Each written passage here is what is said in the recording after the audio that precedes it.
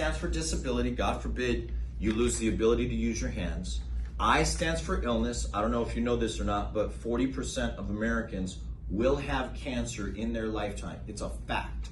4 out of 10 of you guys will have cancer in your lifetime. I'm full of great news.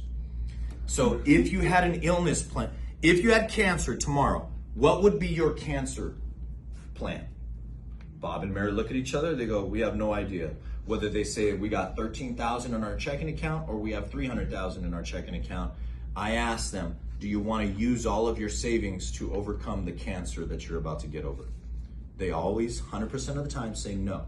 So is that something that is going to be of interest to you on the illness protection? They say absolutely. And then lastly is death. I bring up death last. Who wants to freaking talk about dying? Not me. So DID, that is income protection. Do you have that, Bob and Mary? They go, well, we have life insurance. Cool, who do you have it with?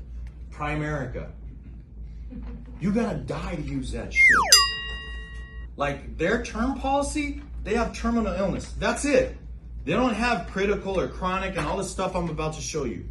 So if their client has stage 3 cancer and they go through chemo and they've been going through chemo and they can't work for 2 years, you know that they don't get a dime from that. They have to die to use it. In our policies, you can accelerate the death benefit, pull a percentage out based on the severity of your cancer or heart attack or stroke, and then continue to live and not lose your house and your car and everything else. You guys have the power to do that, but yet we're not explaining it the right way.